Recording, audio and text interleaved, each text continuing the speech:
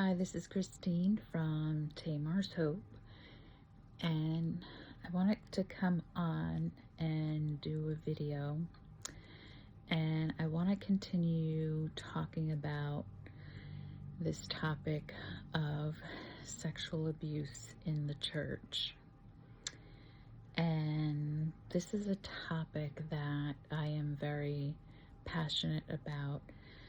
as a survivor of sexual abuse and exploitation, and in addition to being a founder of a ministry, Tamar's Hope, which is a ministry that exists to restore the lives of women and all victims caught in any type of sexual abuse or sexual exploitation in the New York, New Jersey metro area. And what's interesting is that my ministry has been birthed out of not only my own personal experiences, it was also birthed in a house of prayer, the International House of Prayer in the New York, New Jersey metro area. And so, needless to say,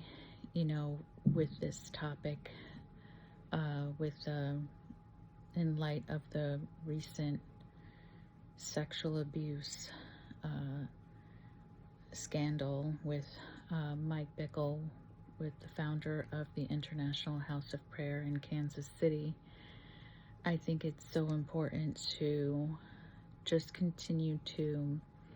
follow this story and not just share the current news and situations of what's transpiring in that particular event with that situation, but also as a survivor to share my expertise, if you will, in addition to my being a survivor and also a mental health professional. So this is a really tough topic on so many levels, and it's so complex, and it's really hard to break down unless you actually been a survivor of sexual abuse. And so one of the things I like to say, or not really like to say, but one of the things I say is that sometimes the cure can be worse than the disease. And what do I mean by that? What I mean by that is that going through the process of healing can be sometimes worse than the trauma and the abuse itself, because there's so many insidious dynamics that play out in this topic that it really is a painful thing to look at, especially when you put it in the context of, sexual abuse in clergy and the leadership in church, and with spiritual, a spiritual mentor or spiritual leader that you've trusted, and all of the dynamics that play out psychologically, emotionally, spiritually, mentally, and in all those ways. And so for me to hear the different things that are coming out, I just know how I felt as a survivor going through my process, and I definitely have empathy for people, whether this is true or false or not, right? Like I said, this is, I say that, whether he's guilty or he's not guilty, the bottom line is that the damage has already been done, and there are people out there that either are victims, or if they have been victims, there can be triggers, there can be re-traumatizations that are surfacing, and it just really is, it's a Pandora's box of sensitive and delicate issues at hand. And so one of the things I want to touch on in this video is what had just recently come out with a lot of the back and forth with just hearing, about talking about it or not talking about it, and letting the process play out, letting due process happen. I kind of feel like that is, like, it's kind of too late for that. Like, that the cat is out of the bag, so to speak, and the thing is already taken on a life of its own. But the fact is that there's still survivors out there, there's still victims out there that need help, and that can possibly really start to spiral out of control, and walk away from the faith, walk away from just relationships and trusting people and being vulnerable and being transparent, and just having that fellowship with other like-minded Christians, believers, friends. And so, and even the possibility of, people can, it is life or death. People can actually wind up taking their lives over this and this kind of thing if they don't get the help that they need, and that's necessary in order to begin their healing journey and processing what has happened to them and how it's affected them, and the trauma that they've lived through and have experienced. So in this video specifically, I want to focus on what happens to a survivor of sexual abuse when it is put out there to not speak, to not talk about it,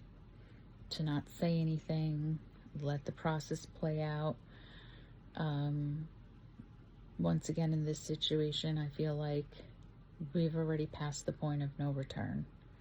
right? And it is what it is at this point. But to hear that is like adding insult on top of injury for a survivor or victim of sexual abuse. And I use those words interchangeably: survivor, victim. So the way that a survivor interprets that is, be quiet, don't say anything. That's already what the perpetrator's been saying. It's intimidation. It comes across as intimidating. It comes across as threatening. It comes across as minimization. It comes across as justification. It comes across as belittling, and it comes across as gaslighting. Basically, if you can't prove that you've been sexually abused, then if you don't have proof of that, it didn't happen. And I can tell you firsthand that that is not the case, and that is not true. So I just want to put it out there that whoever's watching this video, on whatever side you stand on, be very careful when, whether you're a pastor, whether you're a leader, whether you're just an observer of everything that's going on, or you've been affected in one way or another negatively with this situation, just to be very mindful, to have empathy for those who have gone through something like this and who've lived through it and have experienced it, to not, say that, this is not something we could talk about, or this is not something we can post videos on, or we could share our thoughts on social media with, because honestly, in this day and age, that is really the main line of communication, is through social media. So, and it's very therapeutic for people to, at times, I'm not talking about people that are coming out here and just, trying to, like, pull a rabbit out of a hat and don't know anything about what they're talking about. Either way, just have an opinion.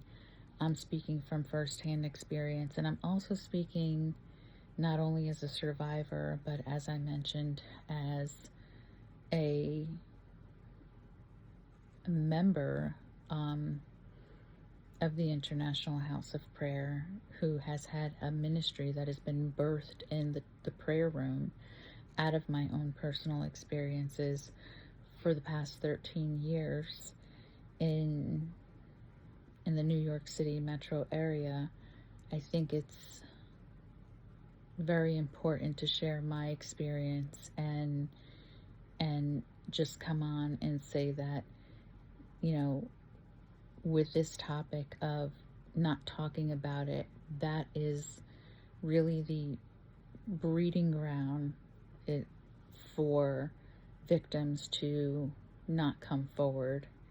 and not to get the help that they need, because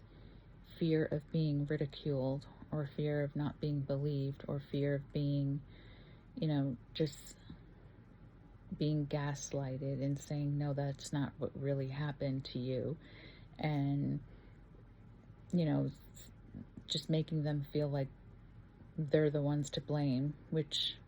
produces shame. And, it just is just a very nefarious and insidious psychological, emotional, spiritual, mental, physical, just evil. And it impacts a victim in such a way where it creates chaos and confusion, which would then in turn have the person internalize it and really feel like there's something detrimentally wrong with them, and not something that happened to them, but something wrong that happened to them, but they themselves, in fact, are wrong and defected. So let's just be mindful, how we're handling and how we're